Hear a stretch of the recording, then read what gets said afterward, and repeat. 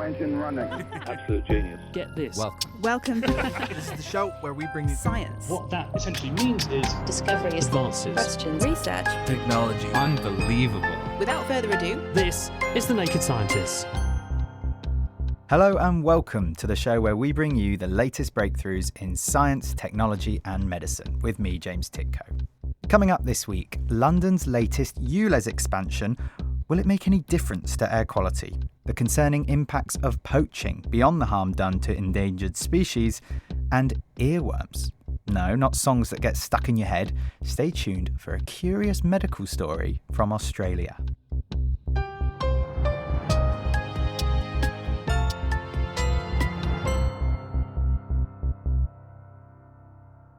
The big story in the UK this week is the expansion of the ultra-low emissions zone, ULEZ, in London. The detrimental effects of poor air quality on our well-being are widely acknowledged by public health bodies. There are two main types of air pollution which impact on our health. These are nitrogen dioxide gas, or NO2, and tiny soot particles, particulate matter as you might hear it being referred to, PM. Owing to its size, London is a particularly poor performer internationally, nearly always exceeding the safe levels of these pollutants as defined by the World Health Organization. Now, motor vehicles are one of the primary producers of air pollution, so reducing traffic emissions is obviously seen as a key way to tackle the problem. The latest ULEZ expansion, now covering the whole of Greater London, is the latest initiative in a 20-year history of congestion charges in the capital. Now, critics argue that the expansion punishes people with older cars too severely, while others question if it will have much of a meaningful impact on air quality at all.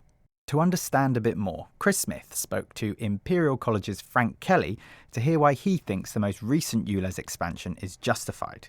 He leads the London Air Quality Network project, a system of monitors across the city which measure air quality on any given day. So when the inner London ULEZ was introduced, after it had been in operation for 1 year, we looked at the data and we found that across all the major roads, the gas nitrogen dioxide had fallen by about 47% compared to the year before the ULEZ was up in operation. So it had a big effect on that particular pollutant.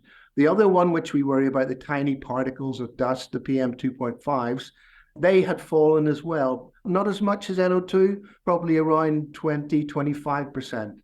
So yes, there is evidence that if you bring in controls to eliminate the more polluting vehicles, then in due course, you will get an improvement in air quality.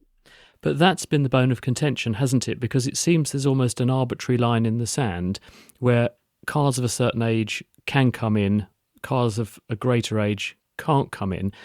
Electric vehicles are completely exempt. And some people are arguing, well, electric vehicles, we regard them as highly green, but in fact they pollute in a different way. They're heavier, they produce more tyre wear particles, they also produce more brake wear particles. So we may just be robbing Peter to pay Paul in pollution terms.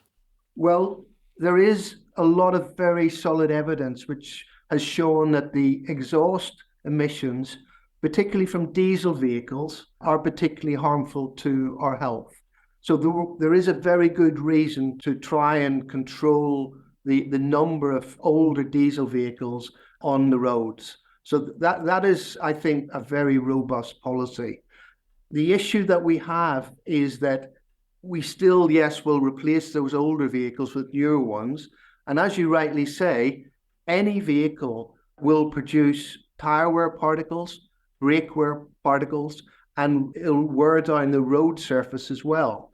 So the actual solution to our air pollution problem in cities is actually not just making cleaner vehicles use the roads, but actually to have fewer vehicles using the roads. And that really points to better public transport systems. Others have pointed out that there's only so far you can go with stopping people or trying to stop people using the roads, because the pollution will still blow in from elsewhere. So unless you've got clean air everywhere, you're still going to get some pollution. So it is true that pollution doesn't respect any boundaries. And this is why you really need solutions, not just at the city level, but also at the national level and at the international level. We have to ensure that specific negotiations go on with our neighbours. In particular, we know that in the spring and early summer, there are a lot of pesticides and fertilizers used in the agricultural system, not only in the UK, but also in Europe. And these can end up being entrained up into the air. They get carried in the winds over to ourselves. So we do need two things to happen. We need improvements in our agricultural systems and emissions. And we also need to recognize that we need to do this not just by ourselves, but in combination with our international partners. Notwithstanding that, the other thing that people are objecting to is the fact that polluting cars can still carry on polluting, they just pay a bit more. And some people are saying if we were really serious about the pollution problem, we would just ban them. Whereas at the moment, it happens to be a quite convenient revenue stream for the Mayor of London. I honestly think that that's an unfortunate view to take. The ULEZ would be most successful actually if it wasn't making any money at all, because then none of those vehicles would be on the roads of London anymore. We already have 90% of the vehicles that are compliant and can legally use the roads. We just want to try and remove that final 10%. And we're doing that by saying you can use it if you will pay this extra money. So it's a deterrent. It's not a you must stop doing this. And do you think that London is a special case, or we're probably going to see this sort of thing being implemented, using London almost as a guinea pig in other major cities in the UK in the near term? Yes, I think it's 15 cities across the UK which have what is called clean air zones, and they operate in various ways. Some of them, like the ULEZ, will charge a vehicle owner a daily fee if they use their vehicle on the roads. Others will only be in operation during certain times of the day, and others will just be deterrents to certain types of vehicles. I think London is at the vanguard. It is the guinea pig. It is important that London shows that these sorts of schemes can benefit, not just simply from an air quality improvement point of view, but actually from a health point of view as well, because ultimately that's why we're going through this angst at the moment. There's 500,000 people with asthma in Greater London, and many of those require medications on a regular basis and require more medication when pollution levels increase. So ultimately, that has to be the benefit. And if London can demonstrate that, then I think others will follow. Imperial College's Frank Kelly there. A milestone in UK medicine was reached this week when doctors announced that they had successfully completed the country's first uterus or womb transplant. The organ was donated to the recipient, who lacked her own uterus, by her sister, who had completed her own family. Now, Ellie Patterson is a junior doctor currently working in obstetrics and gynecology in Wellington, New Zealand. She developed a keen interest in the science of uterine transplants from the time that she was a UK medical student and has been following the story over a number of years. She took our own Chris Smith through what the procedure involves. Uterus transplantation is now a proven available treatment for absolute uterine factor infertility, which means that women either don't have a womb or they have a womb which is unable to support a pregnancy. So the vast majority of cases of uterus transplant that have happened, and there's about 100 cases that have happened across the world, are for women that have been born without a uterus. So that's a congenital reason. The process itself involves IVF as well as the transplant procedure. You need to transplant embryos into the recipient. It's a very high-risk pregnancy, so there's a lot of monitoring involved. Following successful pregnancies and live births, if that does happen, patients will need to have the graft removed to avoid having immunosuppression for the rest of their lives. And when they actually do the surgery, I'm just thinking of the internal anatomy of the female body. You've got the vagina, the cervix, and then the uterus sits on top. What bits do they take out of the donor, and how do they install that into the recipient? You need to take a decent amount of length with the arteries and veins that are going to supply the graft once you've transplanted it in. You need to take supporting structures, so that's mainly the ligaments that are attached to the uterus, to be able to fix the uterus in place. The top third of the vagina is taken with the graft, and that will be attached to the existing 2/3 of the vagina that will be within the recipient as well, to allow menstruation once the transplant has started to work.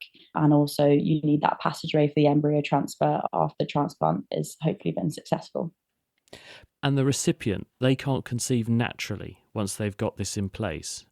So they can't conceive naturally because you don't have the connection between the ovary and the uterus. So the patients will need to undergo egg stimulation and IVF prior to the transplant. They'll then have the transplant, and their embryos that have been created from IVF will be inserted via embryo transfer.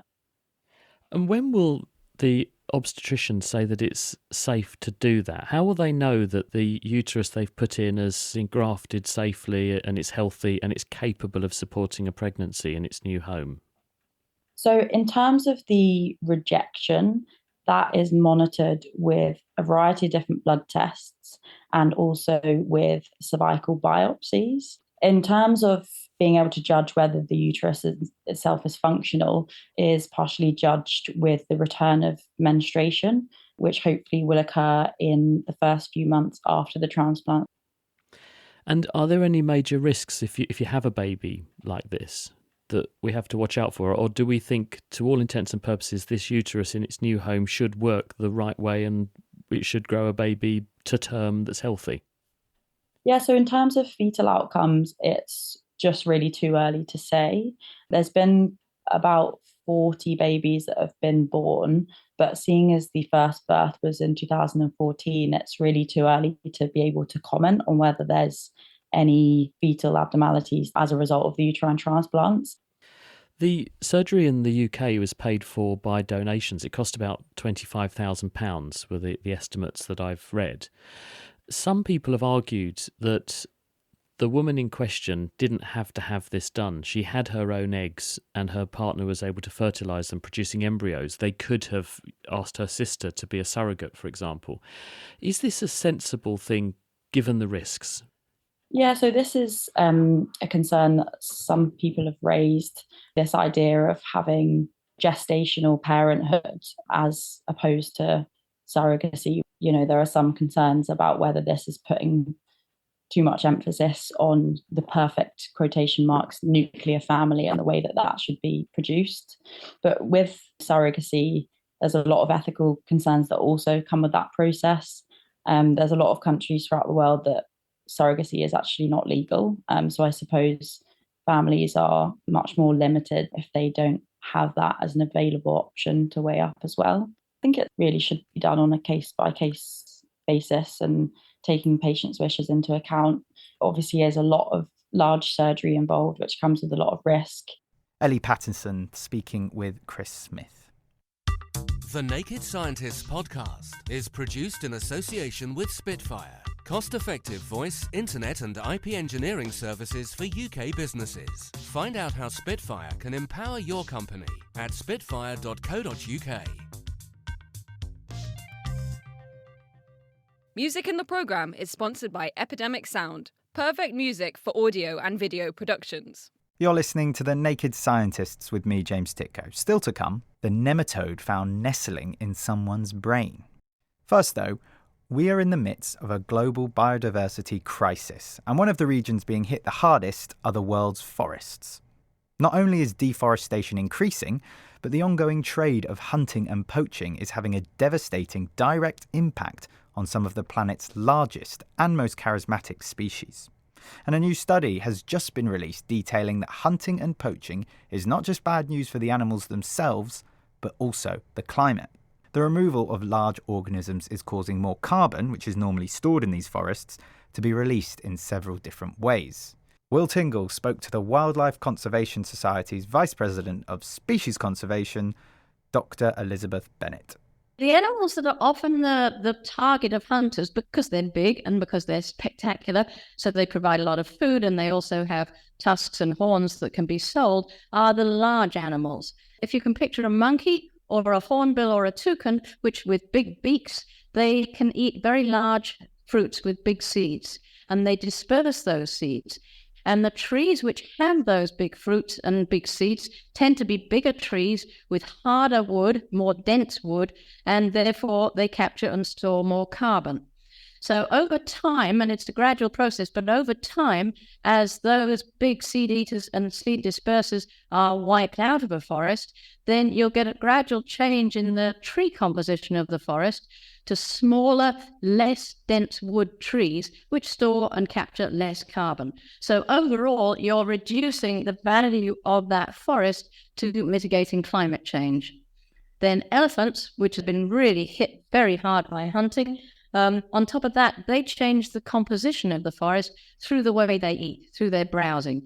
So they tend to eat smaller, more edible trees, little bushes and that sort of thing, which are more digestible. And that means that you again get a gradual change in the composition of the forest over time, so that your big trees, which aren't eaten by elephants, tend to become more dominant in the forest. So again, overall, the impact is that you get a forest with bigger trees with denser wood, which store more carbon and capture more carbon from the atmosphere. And so that's huge in relation to climate change, particularly because climate change crisis is so extreme. We want to do everything we can to make sure we have all the tools in the toolbox to address it. And by wiping out some of these wild species, we're removing a tool in the toolbox to capture and store carbon. How much of an impact on the climate might this be having? Various studies have shown that the loss of large mammals in different tropical forests around the world can lead to losses of 10% or more of the above-ground biomass, the above-ground weight of trees in the forest. So that's very significant. That is extraordinary, isn't it? That 10% of above-ground vegetation could be lost due to poaching or hunting. Surely knowing that and being able to quantify that means that we can put more stringent protections in place for these organisms. The amount of resources spent on protecting wildlife in tropical forests in countries around the world, and this isn't just in tropical forests, is wildlife conservation in general, is greatly underfunded and under-resourced around the world, particularly in some of the poorer tropical forest countries. So what this hopefully will do is, firstly, the knowledge that these animals are really important in mitigating climate change hopefully will influence policies of governments to increase protection of them. But more importantly, hopefully, it could influence funding streams. Wild species have no market value if they stay in the forest, apart from tourism, which in forest areas tends not to bring in huge amounts of money. But carbon does have an increasing market value. So if the carbon of those wild species, their carbon value becomes a central part of the rapidly emerging carbon markets, that has the potential to raise very significant extra funds for forest protection and management, including protection of its wildlife. And if you have a carbon market for a forest which has its full elephant and primate and bird populations intact, that could raise very significant extra funds. And that's a really exciting potential opportunity. So as cynical as it sounds, the sooner we can put a monetary value on these organisms, the more likely they are to be protected or worth something. Sadly, yes. And it's a monetary value that would be keeping them in the wild, in the forest, for performing their natural functions, rather than their market value for hunting them and taking out of the forest, which is currently the main market value, sadly, that they have. This shouldn't really be perhaps the main reason we want to keep them alive. We want to keep them alive because they are wonderful and special organisms. Absolutely. I mean, every single animal in the tropical forest that we're talking about is spectacular. It's beautiful. It's the result of millions of years of evolution. And the world is a richer place because they're all there. Elizabeth Bennett, and that paper has just come out in the journal PLOS Biology. An operation developed an unexpected twist for an Australian woman recently when the neurosurgeon working to investigate a large unexplained lesion visible on her brain scan pulled out an 8-centimetre long wriggling worm. Not normally an infection seen in humans, the snake parasite had invaded her brain by mistake. Thankfully, these sorts of events are rare, but Cambridge neuropathologist Kieran Allinson had a similar run-in with a worm in a patient's brain himself a few years back. Chris Smith spoke to him about both of these extraordinary cases. This lady in Australia, I think she's 64, and she's had symptoms including abdominal pain and diarrhoea, night fevers, headaches, forgetfulness, and psychosis, depression, sort of psychological symptoms. And she's presented to hospital in Canberra and she's had a brain scan. And that's shown a lesion in her right frontal lobe, so that's the front part of the brain. And that's the part of the brain that we associated with controlling behaviour, inhibition, sort of normal social behaviours and personality. So that would fit with the fact that she had mood changes and some forgetfulness and so on? Yeah, absolutely, yeah. Yep. So what did they do next then? How did it come to light that there was a worm in her brain? So if normally someone has a lesion like this on a brain scan, it's most likely going to be a brain tumour. Sometimes infection, sometimes other things. She will then gone to had neurosurgery and they will have operated to remove the lesion and to find out what it is. Would that normally come to someone like you? If a neurosurgeon does an intervention like that, would they normally send material to a pathologist to get them to tell them what it is? That's right, yeah. So they'll take tissue during the operation and they'll send that to a pathology lab. And then a pathologist like me will look at that on a microscope and try and work out what it is. But I gather the neurosurgeon in this instance got something of a surprise and a shock when she got inside this woman's head. Yeah, so incredibly, she pulled out a 8 centimetre long or 3-inch long worm, which was still motile, still wiggling about. And that obviously gave her a complete shock. It wasn't what she was expecting. And I think she then began to ring colleagues from microbiology and infectious diseases, etc., to ask them what to do about this. Some commentators have said that is a once-in-a-career type thing, but you have some history with finding worms in people's heads yourself, haven't you? Yeah, that's right. So about 10 years ago, me and my colleague Andrew Dean, we were working at Addenbrooke's and we received a biopsy from a neurosurgeon. And it was an interesting case because the guy, he came from Hong Kong, he was a chef there, but he also lived in the UK. And he'd had a lesion in his brain, which had been followed up for a few years, and it actually moved. So on the initial scans, it was on one side of the brain. And later, a few years later, it was on the other side of the brain. And when they finally biopsied it and sent it to us, it was a worm, a different type of worm called sparganosis. So this was the one time where I've experienced this, a worm in the brain. Did the neurosurgeons then realise what they were dealing with? No, so that's the main difference with these two stories. On this occasion, the worm was much smaller. It certainly wasn't 8 centimetres long. It was around 1 centimetre long and very fine and thread-like. And they just put it in the pathology pot and sent it to us. Until we looked down the microscope, we didn't realise it was a worm. How did you then work out what sort of worm it was once you had, this is your worm rather than the one in Australia? Andrew Dean took photos of it on the microscope and he sent those photos to an expert and he emailed back straight away saying that's sparganosis. But then actually we also took some of that tissue and extracted DNA with a Sanger and they were able to confirm genetically that it had the DNA profile of a sparganosis worm. This is the Sanger Centre at Hinxton that helped to sequence the human genome. You got them to read the genome of the worm and therefore work out what it was. Yeah, that's right, yeah. And it was the first time that species had its genome sequenced. So in both cases, we've ended up with weird worms in weird places in the brain. How do we think they got there? So they're both there by accident. Humans are not meant to be the hosts of these worms. The Australian one, the definitive host, the host in which it reproduces in, is the carpet python. Small mammals and marsupials eat things contaminated with the feces of the python, and then they get it, and then a python eats them, and that's the normal life cycle. Whereas in this case, I have read that the lady in Australia has gone out foraging for her own stuff from the wild, and it's thought that that was contaminated with a larvae from the python, and that's how it's got into the human. But it's not meant to, and there's no route for it to get from there back to its normal host, the python. The worm's not meant to be there, and it's kind of reached a bit of a dead end by being there, I think. And it ends up in her brain. Of all the things you could have in your brain on an MRI scan, when you have a lesion in your brain on a scan, it's actually not a bad thing because it's treatable. And I hear she's doing well with anti-parasitic therapy. So actually, as gross as it sounds, having a worm in your brain, it's not that bad compared to the other things it could be. I suppose there's a risk that she might have more worms. And will they therefore treat her to make sure that she hasn't got more lurking somewhere else that could also find their way into her brain ultimately? Yeah, that's right. So I heard she had lesions in her lungs and maybe in her spleen, but certainly in her lungs. And so she's receiving anti-parasitic drugs like antibiotics, but for parasites, anti-helminth therapy. So hopefully she'll make a full recovery with that. And the worm that you studied, your chef from China. What was his story? How did he get it then?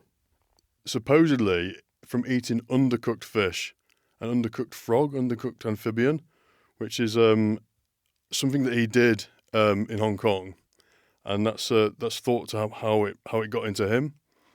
Was the story the same, though, in the sense that you end up with a parasite getting into the wrong host, us, and because it doesn't know how to behave in us, it does all the wrong things and ends up in all the wrong places?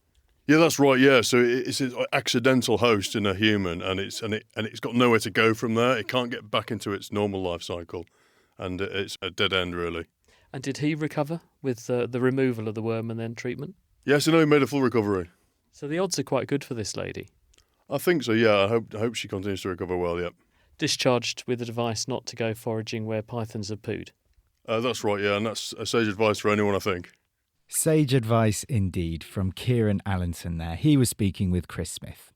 And we've just got time for Question of the Week, which this week was sent in by listener Daniel. Hello, Naked Scientists. My name is Daniel from Norwich. My question is, if you could travel in time, could you go back further than the Big Bang, the current thinking that defines the beginning of the universe as it is today? Thank you. Thanks for this one, Daniel. Now, as far as we know, the laws of physics don't allow us to travel backwards in time, only forwards. But we're going to indulge the hypothetical, and for that, I'm going to need some help.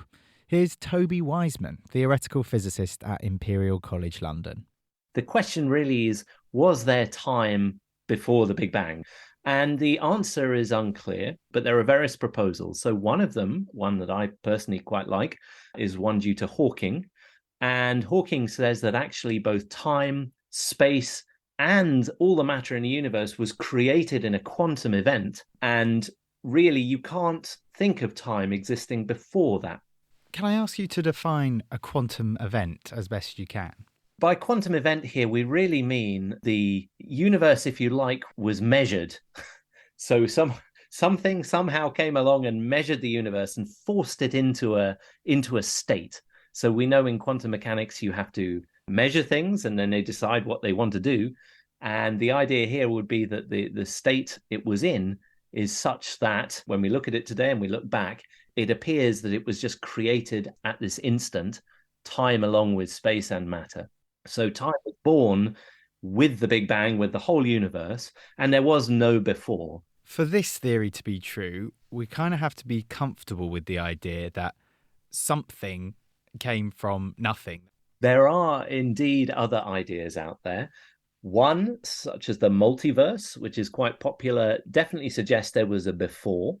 So in that theory, the whole of our universe emerged from a tiny, tiny patch of some rather strange primordial space and time that was cold and possibly very quantum.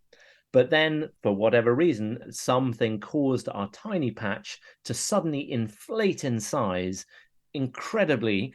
And then after that, it then heated up and formed what we call now the hot Big Bang. And that's a popular idea as well.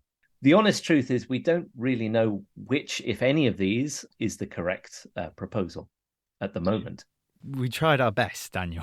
I suppose the sticking point here is that this is where we're at in physics, so to speak. We've got our theory of general relativity from Einstein and how we understand space-time and the physical world, the macro level.